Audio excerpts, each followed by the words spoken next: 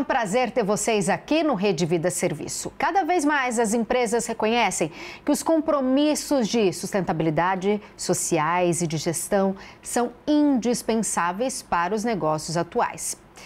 O programa de hoje fala sobre empresas e sustentabilidade. Eu recebo a advogada a doutora Carita Carisi. Seja muito bem-vinda. Eu que agradeço pelo convite, muito obrigada mesmo. É sempre incrível poder falar desse tema que a gente trabalha com tanta coisa no dia a dia, né? Nem tudo faz o nosso coração cantar. E esse definitivamente é um dos temas que faz meu coração cantar. Que ótimo, então está no lugar certo para explicar para a gente quais práticas que propõem mudanças nas relações empresariais com a sociedade e com o meio ambiente, doutora Carita. A gente tem inúmeras, mas hoje a abordagem é mais focada em relação às empresas em ESG e Compliance. Quando a gente fala de ESG, a gente está falando dos 3 grandes aspectos da sustentabilidade, porque a gente tem o hábito de relacionar a sustentabilidade com o meio ambiente. De fato, isso está relacionado, mas a sustentabilidade vai muito além disso, porque para que a gente tenha essa proteção ao meio ambiente, a gente também precisa considerar os aspectos sociais, uma coisa não tem como ser separada da outra, e também aspectos de governança quando a gente fala de empresa.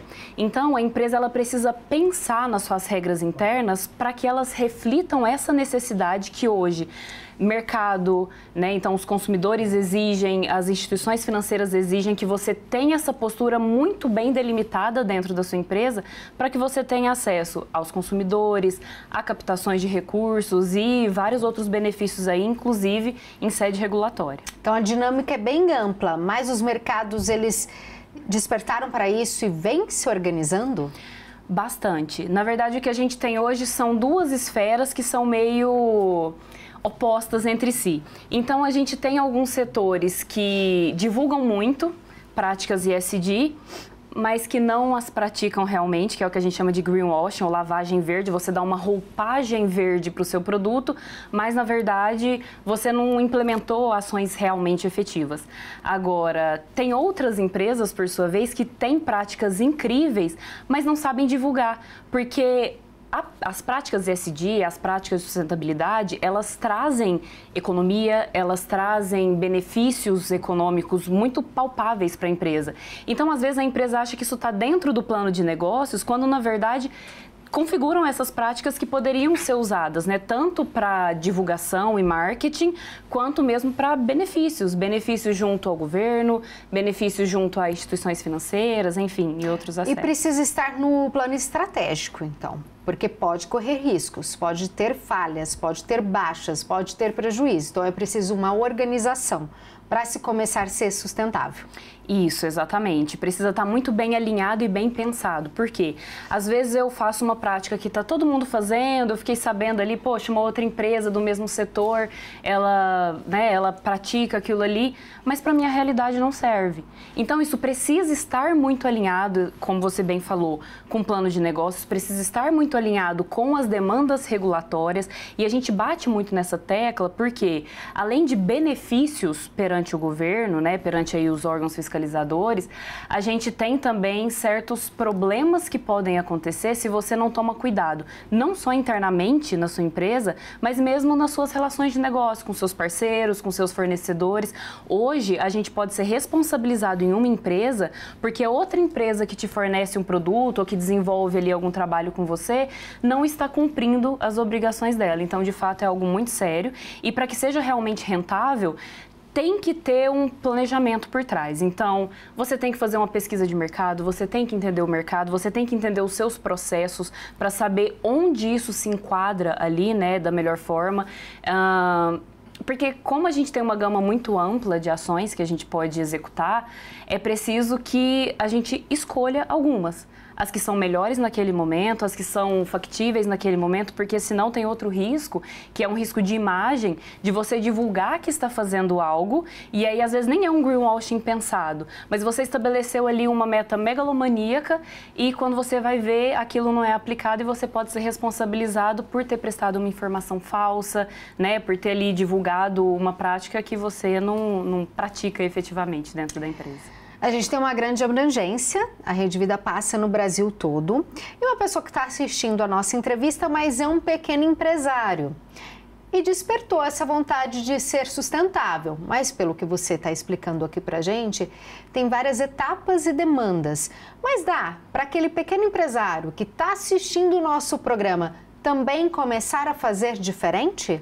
Tá, pode e deve aplicar, não, independentemente do tamanho da empresa. O que é o primeiro passo, né? A maior importância ali? Você fazer um mapeamento. Então, você entender quais são os seus processos, você entender quais são as possibilidades, em que pé você está. Porque, às vezes, como eu disse, você pode aplicar algumas estratégias ali de sustentabilidade e não saber, e tem outros buracos ali para que você aplique e que você não está observando. Então, primeiro passo, entender qual é o seu momento atual. Segundo passo, realmente ter um comprometimento da alta direção. O que a gente vê é, ainda que um colaborador traga excelentes ideias, se a alta direção não se comprometer, aquilo não vira cultura. E aí esse é o próximo passo, né? É você entender qual é a cultura que você quer promover dentro da sua empresa e promover efetivamente esse aculturamento. Então, por meio de regulamentos internos, por meio de treinamentos e principalmente o que a gente chama de tone of the top, né? Ou seja, você vai olhar para quem está acima de você na hierarquia e vai se pautar, sim, muito naquilo, né? Para que você aplique as suas atitudes.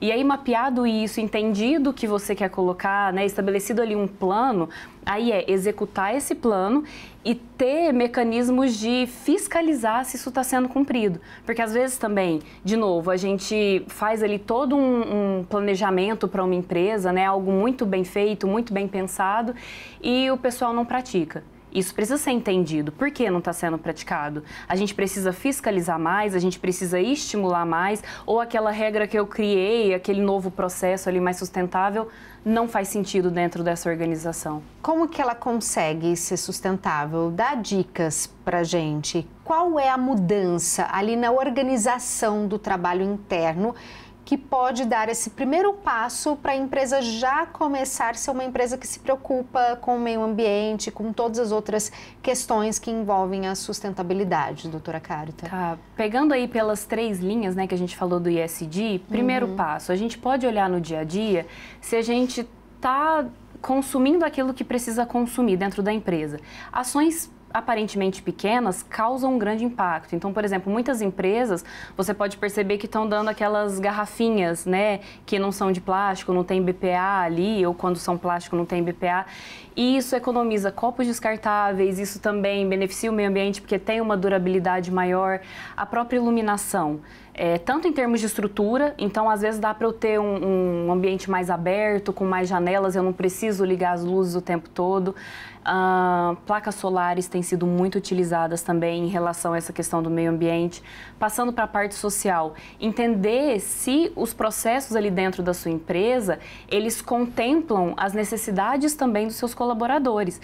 Mas então eu tenho que fazer caridade com a minha empresa? Não é por aí. É realmente uma questão de plano de negócio. Um colaborador que tem os recursos ali mínimos necessários para desenvolver bem o seu trabalho, que se sente bem no seu local de trabalho, que tem acesso ali a cargos e promoções justas, independentemente do seu gênero, da sua cor, da sua religião. Tudo isso é muito importante para que a pessoa sinta que o trabalho dela é valorizado pelo trabalho, não por uma condição de nascença, por exemplo. E o último aspecto de governança que contempla tudo isso, porque é por meio da governança que a gente vai estabelecer regras, a gente vai estabelecer esses critérios, vai estabelecer plano de cargos e salários, vai definir de quem é a competência para fiscalizar e implementar essas ações. Então, por isso que eu falo que esses aspectos andam muito de mãos dadas, sabe? Adorei as dicas e são fáceis. Parece complicado, mas dá para começar no primeiro passo, economizando plástico, papel. São pequenas atitudes que vão fazendo as mudanças. Mas a questão de gênero ainda é uma coisa que pega e a gente vê uma batalha diária sobre isso, infelizmente, né, doutora Carita? Infelizmente. E aí você vê, tem os dois aspectos, né? Tem as pessoas que ainda negam que isso acontece e principalmente quem se beneficia, né, dessa estrutura. E isso desestimula muito porque você tem profissionais competentíssimas que estão ali prontas para entregar o seu melhor, mas aí a gente volta para a questão social. tudo isso é muito mais amplo do que só o local de trabalho. É entender que muitas vezes a sobrecarga cai sobre a mulher em casa, então em termos de educação dos filhos, em termos de cuidado de casa, mas também que essa sobrecarga cai sobre a mulher muitas vezes dentro das empresas. Então a cobrança é diferente para mais, mas a remuneração é diferente para menos. Então o que a gente vê é que organizações, né, instituições financeiras, aí, principalmente as internacionais, elas têm exigido cada vez mais, dentro daqueles requisitos para concessão de recursos, por exemplo, perguntam: no seu conselho de administração tem uma mulher? Na sua diretoria tem uma mulher? Não tem? Por que não tem? Em relação aos colaboradores, a contratação está igual? Está pelo menos parecida? Se não está, por que não está? E aí não adianta também só contratar, promover apenas os homens e as mulheres ficarem para trás, porque aí isso aí também tem inúmeras pesquisas, né? A contratação das mulheres, elas ficam ali muitas vezes em trabalho de base e elas não sobem para cargos de liderança e entra na diversidade e inclusão, que a gente fala. Porque antes a gente falava em diversidade, tem que contratar pessoas diferentes, importantes. Mas essas pessoas, elas estão crescendo na mesma proporção das suas competências? Quando elas crescem em uma mesa de negócios ali, né? Eu trabalho muito hoje com o setor do agro, com o setor imobiliário, e são setores na qual a presença masculina é muito constante, né, muito forte. Então, se eu sento numa mesa, eu sou ouvida, hoje eu percebo muitos avanços sobre isso, porque é muito comum que eu seja a única mulher na mesa. E hoje eu já percebo avanços, mas a gente ainda tem um longo caminho a percorrer. Ainda tem olhares, ainda tem dúvidas. Acredito, sou totalmente leiga sobre leis, mas que precisavam ter mais leis, porque muitas vezes quando a gente lê reportagens, vê pesquisas, quando está ali na disputa entre um homem e uma mulher e a mulher estar na idade reprodutiva, ela pode ter mais competência, ela pode ter mais estudo, mas ela cai, ela não consegue a vaga, porque ser mãe é um empecilho. A empresa pensa ali no futuro. Às vezes, se tivesse igual para o pai uma licença paternidade, a competição estaria igual. E o pior é que, assim, hoje a gente tem muitas leis que punem. Hoje a gente tem a abertura e a possibilidade, por exemplo, se você está em um cargo e um homem também, vocês exercem a mesma função, mas o seu salário é menor, hoje a gente tem recursos na justiça. O problema é que aí entra a esfera de subjetividade. E aí a gente tem as justificativas de quem, né, escolheu aí qual seria a posição hierárquica. A gente tem a subjetividade de julgamento dos juízes ainda também, e a gente vê todos os dias na mídia, né, relatos aí de machismos inadmissíveis, na minha opinião. 2024, né, gente? 2024. Já devia estar melhor. Mas, então a gente tem os recursos, o que falta é aplicar, fiscalizar, e nisso o mercado ajuda, nisso os consumidores ajudam, porque se você não escolhe não comprar de uma marca que você sabe que não promove esses aspectos sociais e de equidade, você está ajudando. Ah, mas uma pessoa só não faz diferença. Uma talvez não, mas 5 mil, 10 mil, 15 mil pessoas eu garanto que fazem. E, em sentido oposto, essas instituições financeiras também, essas cobranças das instituições financeiras são maravilhosas, assim, eu sou uma entusiasta, porque querendo ou não, tendo a piadinha machista ali ou não, as pessoas vêm sendo obrigadas a colocar mulheres em espaços de poder, e isso é importante, não porque mulheres são superiores aos homens, mas porque elas são diferentes. E na logo do escritório, né, que eu criei, eu coloco sustentabilidade e diversidade com duas setas uma para outra, porque para mim também é indissociável. Porque se você não tem uma diversidade de pessoas para ver diversos pontos ali, né, tem uma frase atribuída a Darwin que fala: não é o mais forte que sobrevive, é o que melhor se adapta. Sim. Então, se a empresa não se adapta às diferentes realidades, ela vai ficar para trás. E aí o dinheiro ajuda a regular aquilo que às vezes a própria lei não consegue regular com tanta eficiência quanto precisaria. Se não for pela consciência, que vá pelo bolso. Exatamente. Mas pelo menos que a gente tenha nosso lugar de direito, de uma forma ou de outra. Você me chamou a atenção falando da responsabilidade nossa, como consumidor. Mas como eu consigo descobrir se a empresa que eu consumo está seguindo o padrão, o que ela está fazendo, o que ela está propagando para mim? Como que eu tenho acesso a essa informação? Investigação. E nisso a mídia ajuda muito, nisso as redes sociais, esse acesso à internet ajuda muito. Então, quanto mais você pesquisa e entende o que acontece naquela empresa, melhor você consegue fazer opções. E aí eu vou voltar a bater na tecla de novo do social. Porque é importante que a gente tenha opções ali no mercado, né? Que o mercado se regule, porque às vezes você quer comprar de uma marca que você sabe que é mais socialmente consciente, ecologicamente consciente, mas às vezes o produto dessa marca ele tem um valor agregado maior, porque hoje ESG agrega valor ao produto. E tem várias pesquisas de mercado, pesquisas de padrões de consumo que mostram isso. Os consumidores eles estão dispostos a pagar mais por empresas, né, por produtos de empresas que cuidem melhor desses aspectos ESG. Mas a gente tem de novo também a lavagem verde, então eu poderia falar para você, a gente tem selos verdes que indicam ali, né, um cuidado com a sustentabilidade. Mas nem nisso a gente anda podendo confiar tanto, porque tem, por exemplo, as grandes marcas aí, recentemente também a mídia noticiou bastante, uma marca, ela realmente tinha o selo verde, então na produção, ótimo, porque a gente sabe que a gente tem muitos problemas de produção em massa com, né, violações terríveis aos direitos dos trabalhadores. Então, nesse ponto ela estava ótima, mas no descarte, o que ela fazia? Ela levava tudo isso para países nos quais as leis são mais flexíveis e descartava tudo lá de qualquer forma. E é como se as pessoas não pensassem que a gente vive numa caixa. O nosso planeta é uma caixa hermeticamente fechada. Não adianta eu falar, mas eu joguei do outro lado do mundo. Isso volta para você em algum momento. É aquela questões ideia... climáticas estão aí. Batendo na nossa cara para contar esse efeito. É aquela velha imagem do barco, né? O barco tá afundando, só que o buraco tá ali embaixo, o pessoal tá lutando e a pessoa que tá lá em cima do barco fala, eu tô tranquilo porque aqui não tá furado. Gente, é o mesmo barco, tá todo mundo junto. E às vezes a gente não tem essa consciência, né? É uma cortina de fumaça que a gente tem que ficar atento. Como consumidor, então, além da qualidade, do preço, agora a gente tem que se preocupar com a responsabilidade que as empresas propagam e impõe pra gente. Perfeito. Porque a gente, como eu falei, né, a gente tem um impacto aí individual que é baixo. Coletivamente, se a gente pensa que a gente tem 8 bilhões de pessoas no mundo, se todo mundo tivesse atitudes um pouquinho melhores, porque eu também não gosto muito dessa ideia, sabe? Nossa, você teve uma atitude não sustentável, você é horrível.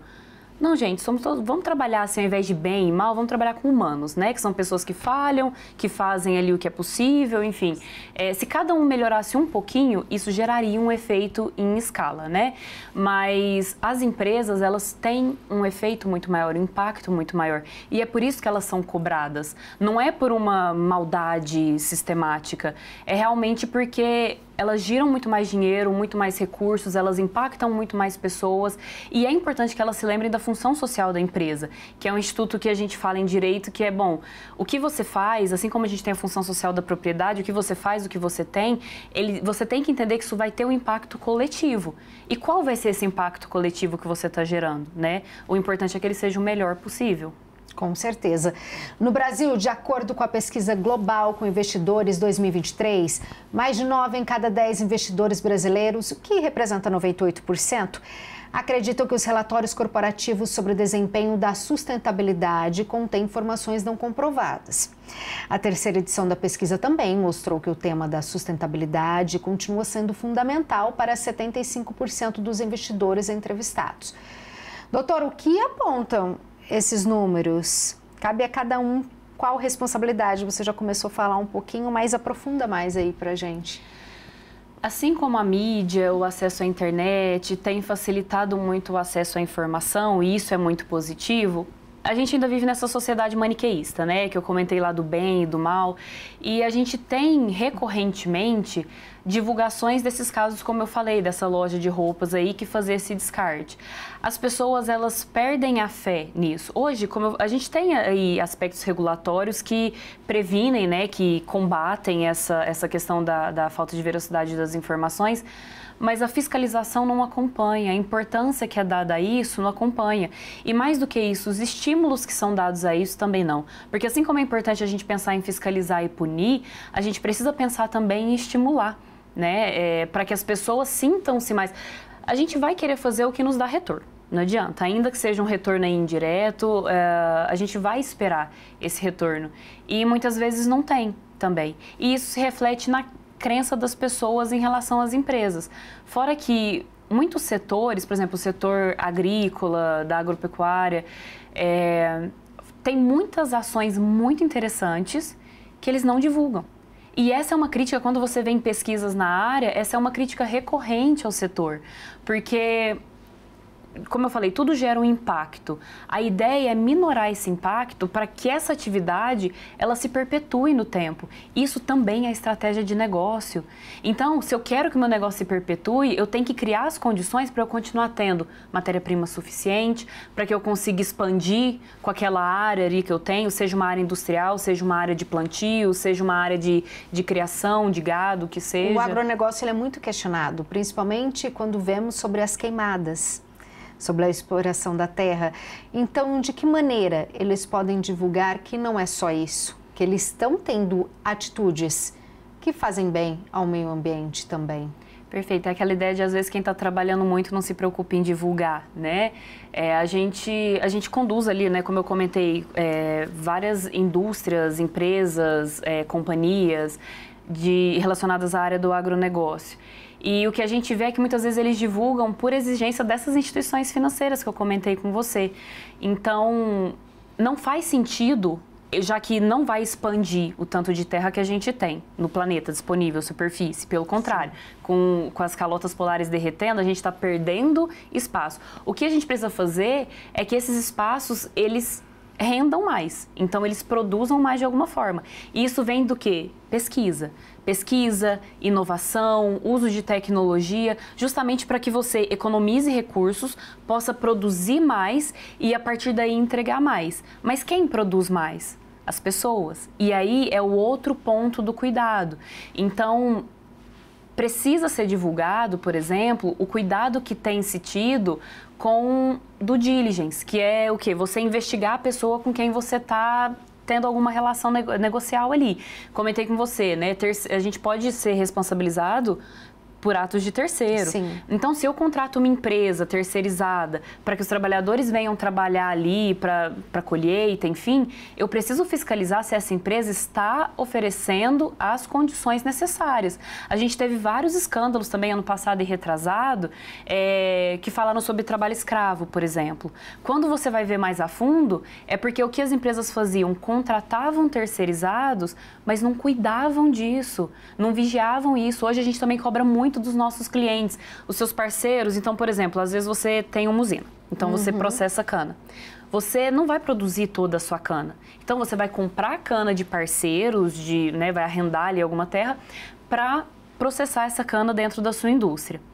Quando você tem uma relação com esse parceiro, que muitas vezes é um agricultor menor, tem uma propriedade menor, você precisa entender, inclusive, se ele sabe quais são os parâmetros de sustentabilidade. Porque muitas vezes eles nem têm essa informação e conhecimento. Não tem, e é dever da empresa que é maior, que tem mais recursos, educar esses parceiros. Como a lei controla isso?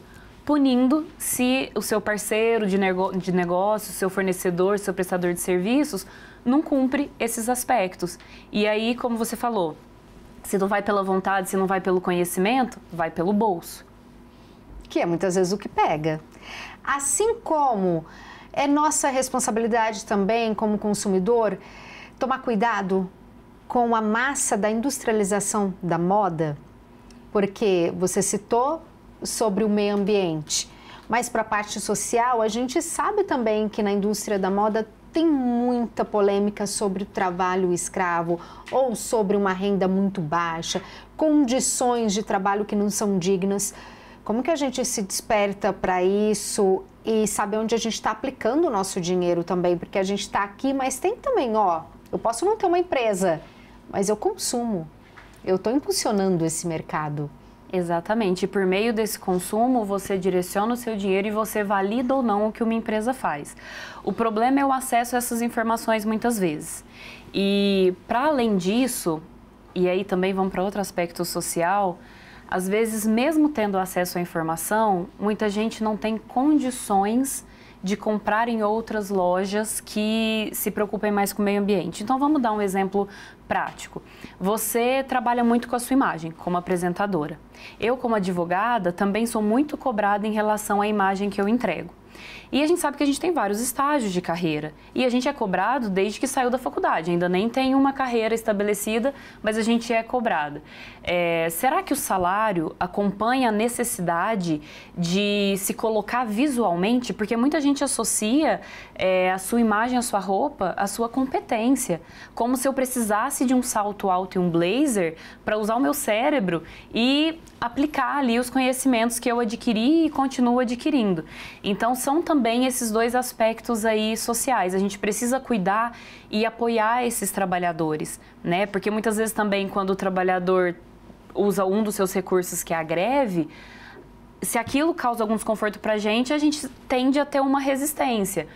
Mas quais são os outros caminhos que a gente pode procurar? Direcionar o nosso dinheiro, isso também pode ajudar, se for coletivamente. Cobrar menos socialmente, que a gente se apresente sempre com roupas chiquérrimas ou roupas diferentes todos os dias, porque não é isso que vai dizer da nossa competência, mas a gente ainda vive muito numa sociedade de imagem. E machista, porque machista. Essa cobrança é muito maior para nós. Até mesmo porque, por exemplo, na minha profissão, o homem tem 2 calças sociais, 5 camisas, 5 gravatas, ele tá feito. Ele tem todas as roupas que ele precisa para usar o mês inteiro. Olha como tá tudo interligado. É o emprego, é o salário, é o meio ambiente, é sustentabilidade, é gênero. É tudo num bolo só. Aí tudo nesse bolo só.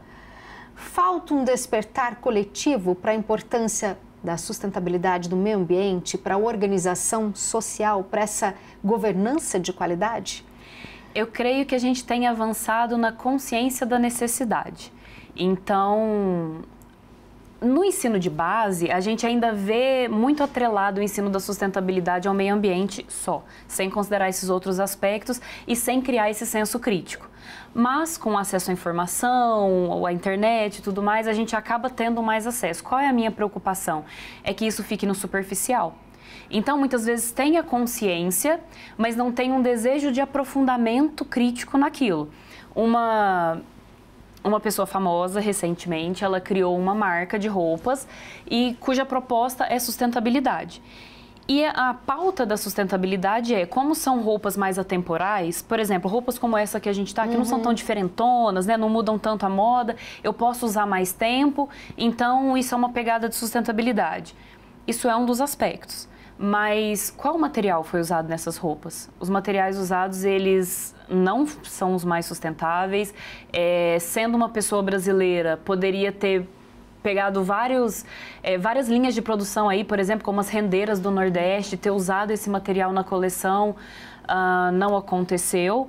E, para além disso, criar mais uma marca, criar mais roupas que não sejam tão duráveis, não adianta, cujos materiais eles não sejam mais biodegradáveis, né, não sejam melhores nesse sentido, também não adianta. E mesmo estimular a economia circular, que é o que, por exemplo, brechó.